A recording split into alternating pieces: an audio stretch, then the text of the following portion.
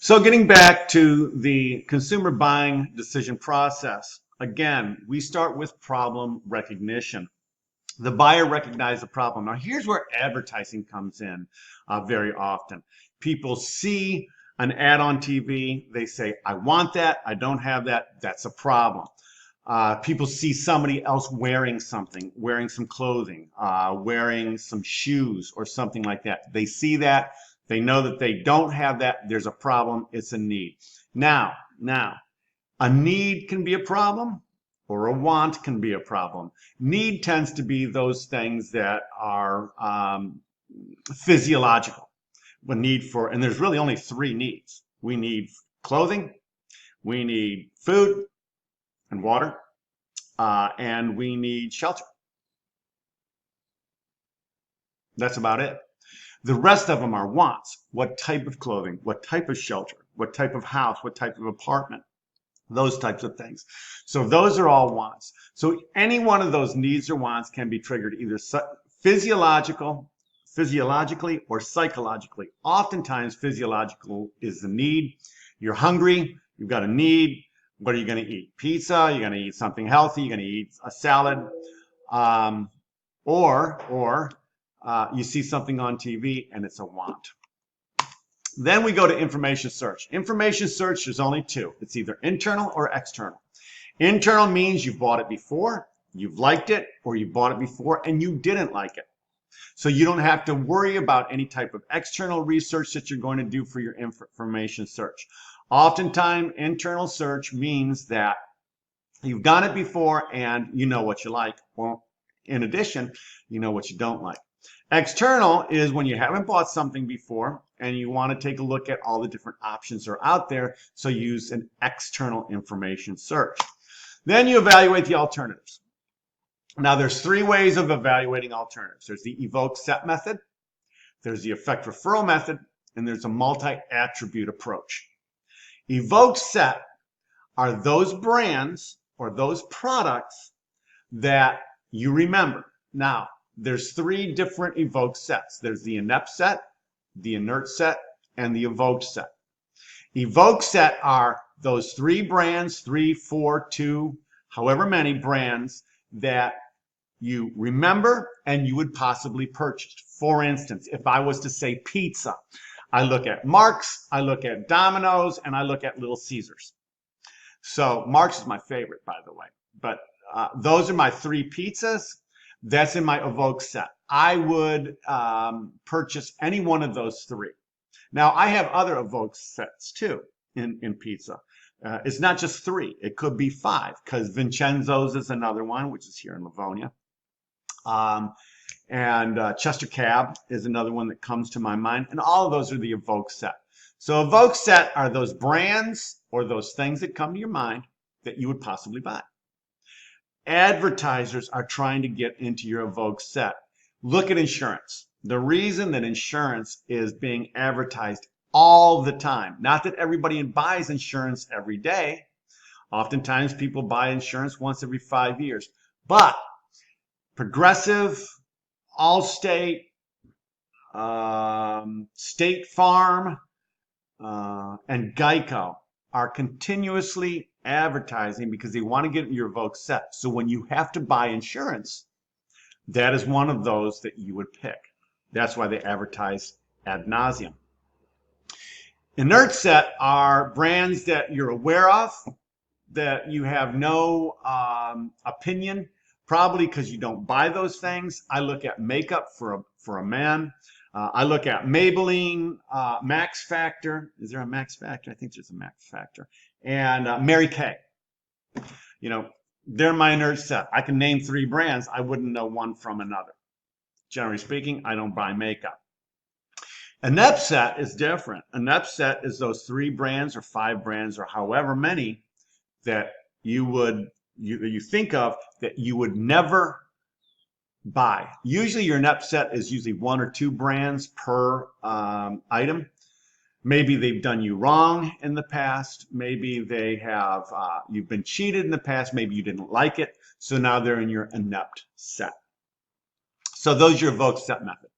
Effect referral means that you buy it, You don't know why, you just always have. I look at Jif peanut butter and my mother. My mom always buys Jif peanut butter, smooth Jif peanut butter. She never buys any other brand. And when you ask her, she says, I don't know. I've just always bought it. But it's really funny because if the store is out of Jif peanut butter, she won't buy peanut butter. She's just always bought Jif smooth peanut butter, and she always will. That's an effect referral. She can't even tell you why. It's just always been that way. Multi-attribute is when you go through the different attributes of different things. You look at price, you look at value, look at all those different things from multi-attribute approach, and then you choose one. Most people go through multi-attribute approach for big ticket items like cars, maybe furniture. I'm looking at flooring for my sports room. I need to put some flooring down there. I'm going to have a tile and carpet. Right now I'm going through a multi-attribute approach on what I want to tile, what I want to carpet, what type of carpet, and that type of thing. So I'm going through a lot of external research doing that, and that's your multi-attribute approach. So that's your evaluation of alternatives.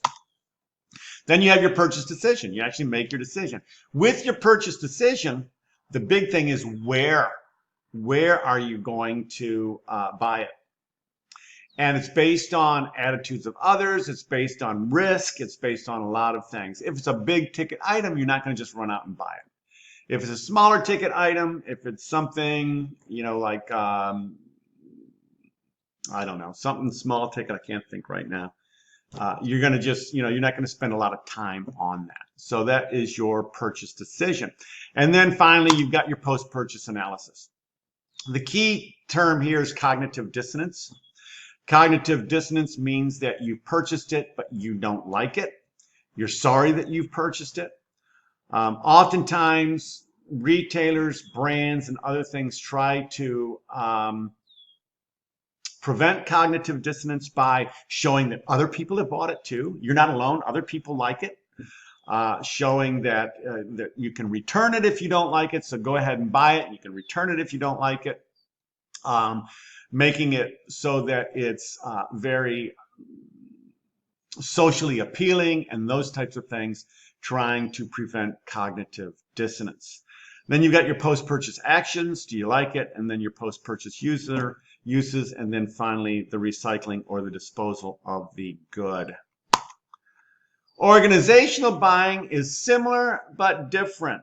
Organizational buying is B2B decision-making process, and that consists of all the organizations that acquire goods and services, which are all. Generally speaking, those of you in sales will probably not be in the consumer market. You'll probably be in the B2B market, because the B2B market is much, much, much larger than the consumer market. Think of a pair of shoes, right? The consumer market is when that person buys those shoes. However, the B2B market behind those shoes is all of the equipment that goes into the shoes. They have to buy the equipment. All of the materials that goes into the shoes, all of the things for the factory that goes into the shoes, the manufacturing of the shoes, and then the distribution of the shoes, all of those. There's probably 10 transactions for sales before those shoes ever get to a Macy's or a Foot Locker or wherever the shoes are sold, and the consumer buys them. That's one purchase. Behind that is 8 different purchases. So the organizational or B2B market is way larger than the consumer market. Therefore, most people in sales are in B2B. I've been in sales all my life. I've never sold consumer products. I have sold pharmaceuticals that end up in consumers' eyes, because I sold ocular pharmaceuticals, but I sold it on the B2B side, not on the B2C side. The B2C side obviously was the doctor prescribing it. The B2B side was me pushing it into the doctor's office. So there's fewer larger buyers within an industry, but there's multiple industries. That's why the B2B market is so much. But within the industry, there's fewer larger buyers. There's close supplier-customer relationships. When I was out in B2B sales, I had a relationship with my particular products. There's multiple sales calls. There's derived demand, inelastic and elastic demand. I'm not going to go into that. too much right now because this is not a economics class. A lot of professional selling, and most of your IMC or your integrated marketing campaign is based on feet on the street or sales. There's two types of markets. There's institutional and government markets, and also there's manufacturing. Institutional markets are things like St. John Fisher, schools, etc. Government organizations, we know all about them. Three types of buying situations. There's a straight rebuy. That's when you purchased it before, you're probably under a contract, and you just continue to purchase the same thing. A modified rebuy is when something's different. Maybe you send it out to bid. You've bought it before, but you're unhappy, or you've sent it out to bid, or the contract period is up. That's a modified rebuy. And a new task is something that you've never bought before. And again, this is the B2B market. So a new task would be buying something you've never bought before.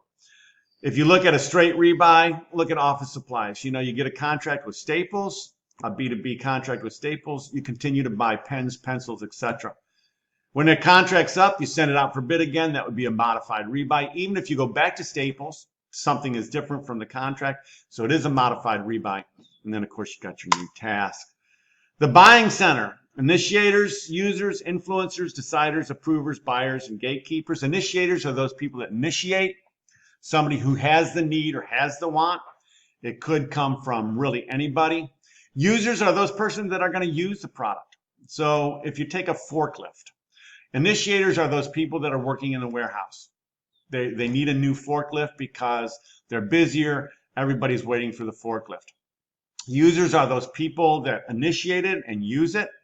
Influencers are people like the purchasing people, the safety person. It could be the warehouse manager. All those people are influencers. Deciders are usually the highest ranking officer, maybe the manager of the warehouse or the vice president of supply chain. Approvers are those that approve the sale, and oftentimes that might be the CFO, chief financial officer. Buyers are usually the buyer or the purchasing manager. And gatekeepers are those people, oftentimes they're administrative people that keep out anybody who is not part of the bidding process. So you narrow it down to 3 or 4 companies. The gatekeepers keep everybody else out and let those in. So the stages in the buying process: problem recognition. Just like in the consumer, you realize that there's a problem. I just explained that in the warehouse. General need and description for the product specification. So you look at users, you look at influencers, you look at the buying center, and you start developing the product specs. And then you have supplier search. Oftentimes that's from direct sales. You look at catalog sites, you look at the internet, you look at people that are calling on you, that are salespeople calling on you, etc. You solicit proposals, you select your supplier, you make your selection, you purchase it, and then you have a performance review. Obviously, there's risks for vertical coordination, and opportunism is some form of cheating or undersupplying relative. In other words, you were cheated by the company. That's part of your risks. But oftentimes, if you do your due diligence, that is not a big deal. And that is going to conclude our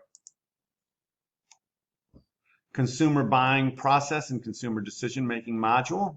I hope you enjoyed it, and I will see you on Monday. Take care.